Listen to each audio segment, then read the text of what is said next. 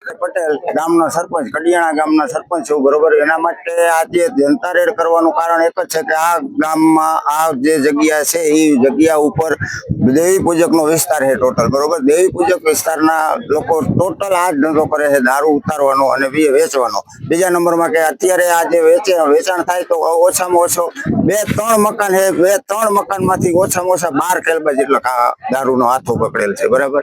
એટલે એના માટે અમે આ બંધ કરાવવા માટે ગામજનો 200-300 છોકરાઓ આયા છે અને હું સાથે આવ્યો હું અને જનતા રેડ કરી અને આ મીડિયામાં આપણે આપવા કેટલા સમયથી ગેરકાયદેસર પ્રવૃત્તિ ચાલે છે, દેશદાર હોય છે, પોલીસ શું કરી રહી છે? પોલીસમાં તો આપણને બહુ ખ્યાલ ન હોય કે કરે છે કે શું કરે છે શું નહીં, આપણે એનો કોઈ ફરિયાદ નથી કરી ક્યારેય। પણ આ લોકો જે કરે છે તો પોલીસને પણ ખબર તો હોવી જ જોઈએ કે આ વસ્તુ અહીંયા બને છે કે આ વસ્તુ અહીંયા ઉતરે છે બરોબર। અમારી માંગણી એ કે આ લોકો બંધ કરી દે દારૂ અને એ લોકોને ભેગા કરી અને બધાને કહી દીધું, બધા લોકો એમ કીધું કે હા હવે અમે આજથી આ કામ બંધ કરી દઈશું એમ। પોલીસને જે કામ કરવાના છે ગ્રામ લોકો કર્યું, શું કહેશો તમે?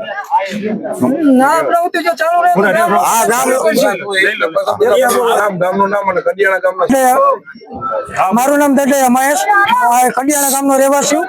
કડિયાણા ગામ દ્વારા જે આ જનતા રેડ અત્યારે કરવામાં આવી છે, જે ગેરકાયદેસર પ્રવૃત્તિઓ વર્ષોથી ચાલુ હતી અહીં અત્યારે દારૂ બનાવવાની, અને અહીંથી આ બધા દેવી પૂજક ટોટલી દેવી પૂજક છે જે લોકો આ દારૂ દ્વારા જેનું ઘર હલવે અને વર્ષોથી આ પ્રવૃત્તિ ચાલુ હોય, જેની અટકાયત કરવા માટે અમે ગામ લોકો દ્વારા આજે જનતા રેડ કરવામાં આવી હતી, જેમાં 12 કેલબા પકડ્યા છે। અત્યારે અમે જનતા રેડ દ્વારા ગામના લોકોએ 50-50 લીટરના 12 કેલબા અને 28 થી 30 દારૂની અત્યારે કોથળી મુદ્દામાં 28 થી 30 કોથળી પકડી છે।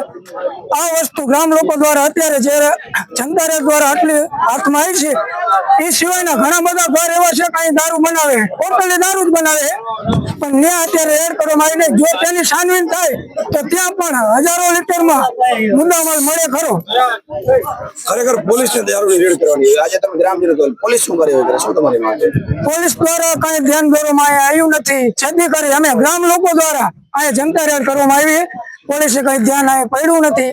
અમારા ગામના બધા અગ્રણીઓ દ્વારા અહીંયા જનતા રેડ પાડવામાં અત્યારે આવી, પોલીસને કરવું પડે જે કામ એ અત્યારે અમારે કરવું પડે। પરબતભાઈ છે, જે કામગીરી પોલીસને કરવાની હતી કામગીરી અમે 500 લોકોએ ગામને આવીને કરી છે।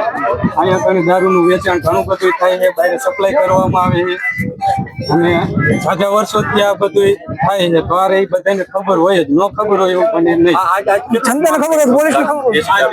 13 જેવા મોટા કેલબા 3 ઘરમાં કહેવાય છે અને હજી તો આ બધા ઘર હજી બાકી જ છે, એટલે લગભગ અહીંયા ઘણો બધો દારૂ નીકળે ખરો। દેશી દારૂ 28 થી 30 કોથળી કહેવાય।